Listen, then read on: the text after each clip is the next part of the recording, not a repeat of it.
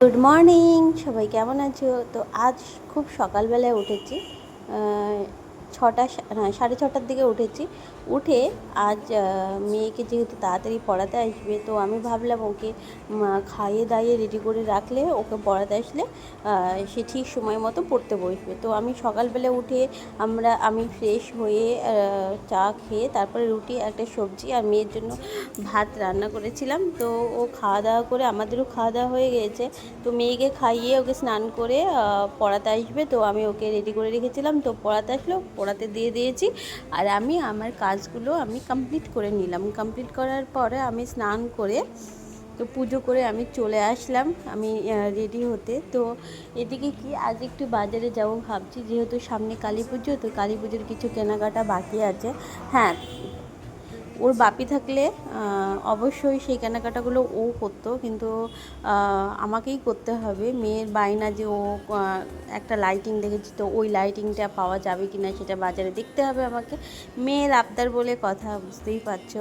বাপি না হলে মাম্মি, না হলে দাদাই, মানে আমার শ্বশুরমশাই বা শাশুড়ি, এগুলো তো পূরণ করতেই হবে। তো আমি ভাবলাম বাবুকে, মানে আমার শ্বশুরমশাইকে আর চাপ দিয়ে লাভ নেই, তো চল আমি আর আমার শাশুড়ি মিলে বাজারে গিয়ে সেই জিনিসগুলো যেগুলো লাগবে সেগুলো কিনে আনি। তো মেয়েকে এদিকে পড়ানো হয়ে গেছে, তো আমি ওকে খাইয়ে দাইয়ে একটু ঘুমিয়ে দেবো, যাতে ও রাত্রিবেলাতে আমরা বাজারে, নাহলে সন্ধ্যাবেলা একটু পড়াতে বসলেও ঘুমিয়ে যাই। তো একটু পড়িয়ে নিয়ে ভাবছি একটু বাজারে যাব। এইদিকে আমি কমপ্লিট হয়ে গিয়েছি।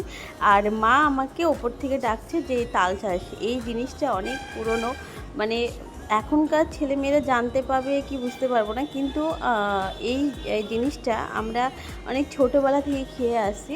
হ্যাঁ, এখনকার বাচ্চারা এইসব বোঝেই না, এগুলো কী চেনেই না। যেমন দেখো, আমার মেয়ে দেখেই নি এগুলো, কীও মানে জানেই না। তো দেখো, এখনকার জেনারেশনের বাচ্চাদের বলা যাবে না, এরা চিনতেই পারবে না, কিন্তু আমরা পুরাতন, মানে আমাদের যে জেনারেশনে এগুলো আমরা ভালো মতোই চিনবো যে এগুলো কী। এগুলো হচ্ছে তাল শাঁস। এই যে আমরা যখন তালের রুটি বা তালের বড়া ভাজার পরে যে এগুলো মাটিতে ফেলে রাখতে হয়, তখন ভেতরে এই তাল শাঁসগুলো হয়েছে, এগুলো খেতে দুর্দান্ত, আমার তো ভীষণ ভালো লাগে। তো আমার সাথে সাথে মেয়েগুলো জিজ্ঞাসা করলো এগুলো কী, তো আমি ওকে বলে দিলাম যে এগুলো তাল শাঁস, দেখ ভারী মিষ্টি, তুই খেতে পারলে খা, দেখ ভালো লাগবে। তো আমি খাচ্ছিলাম, মেয়ে আমার সাথে অল্প একটু করে খাচ্ছিলো, বললো বেশ ভালো লাগছে, মজা লাগছে। তো ও খাওয়ার পরে আমি আর আমার শাশুড়ি খাওয়া দাওয়া করে তারপরে বিকেলবেলায়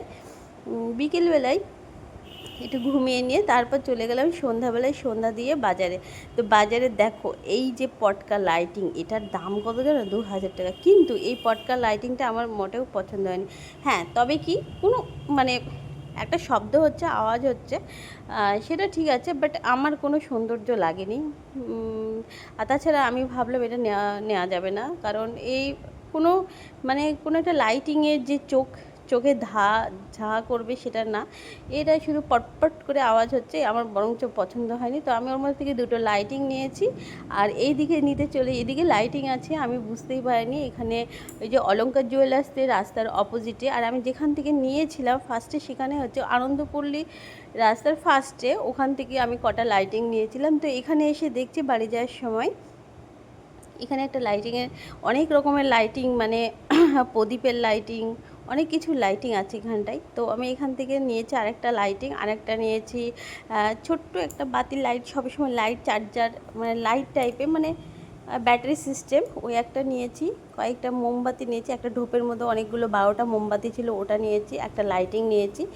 আর আর কিছু নিইনি, কারণ আমার এখানে কিছু লাইটিংগুলো ছিল অত, মানে যে স্টার টাইপের লাইটিংগুলো চাচ্ছিলাম সেটা ছিল না, বাট একটা প্রজাপতি লাইটিং ছিল, কিন্তু আমি ভাবছি যে এগুলো বেশি দিন লাস্টিং করবে না, তো আমি আবার পরের বছর নিতে হবে।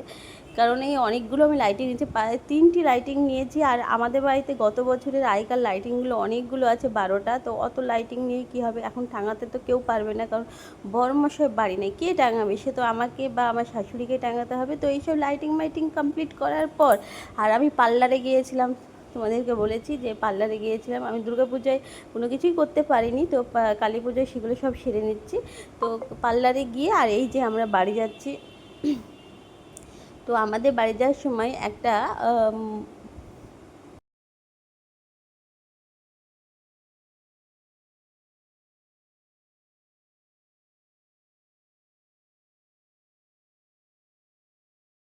মানে কোনো রকম হইচই কিছুই ছিল না, শুধুমাত্র ঠাকুরটা নিয়ে কোনো মতো একটা প্যান্ডেল করে রেখে দিয়েছিল। প্যান্ডেলটা আমার একদমই মানে গতবারের প্যান্ডেলটা একেবারেই নর্মাল ছিল, হ্যাঁ রকেট সিস্টেম এরকম একটা থিম করেছিল রকেটের, বাট এই এই যে প্যান্ডেলটা হচ্ছে না, এ দুর্দান্ত দুর্দান্ত, খুবই সুন্দর।